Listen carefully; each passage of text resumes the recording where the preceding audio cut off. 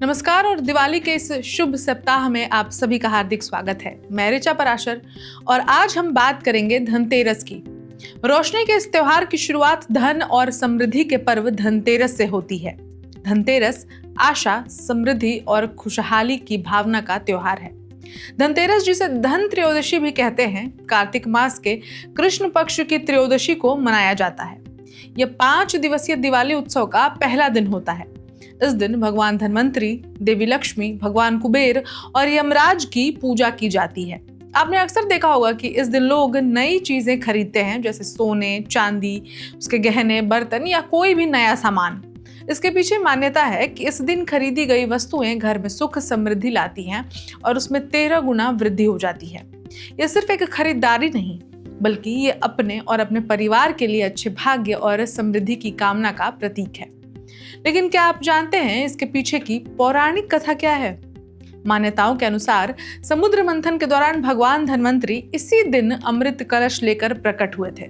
वे देवताओं के वैद्य हैं और उन्हें आयुर्वेद का जनक भी माना जाता है। इसीलिए इस दिन उनकी पूजा करने से आरोग्य और स्वास्थ्य का वरदान मिलता है।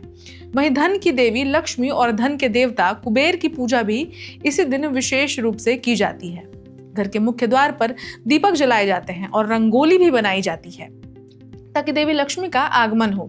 कहा जाता है कि इस दिन माँ लक्ष्मी पृथ्वी पर आती हैं और अपने भक्तों को आशीर्वाद देती हैं। एक और महत्वपूर्ण प्रथा है यम दीपम। इस दिन यमराज के लिए घर के बाहर दीपक जलाया जाता है। इसके पीछे मान्यता है कि ऐसा करने से अकाल मृत्यु का भय दूर होता है। ये एक ऐसा रिवाज है जो हमें अपने जीवन के मूल्य और उसके संरक्षण की याद दिलाता है। धनतेरस आरोग्य का त्योहार भी है, तो इस दिन नहाने के पानी में हल्दी, तिल का तेल इत्यादि डालकर नहाएं। इससे स्वास्थ्य लाभ होगा। इसके अलावा आप गंगाजल भी मिला सकते हैं और शरीर पर तिल का तेल उसका लेप कर सकते हैं, यानी कि तिल का तेल लगा सकते हैं। तो अगर आप नहाने जा रहे हैं, यानी कि स्नान से पहले कोशिश करें कि तिल का तेल जो है शरीर में लगाएं और उसको कुछ समय के लिए अपने शरीर पर लगे रहने दें। इसके कुछ समय बाद आप जाएं और जो आपके पास पानी है जिसमें आपने फिर से तिल का तेल मिलाया हुआ है, हल्दी मिलाया हुआ है, उस पानी से स्नान करें। तो ये तो स्वास्थ्य लाभ की बातें थी।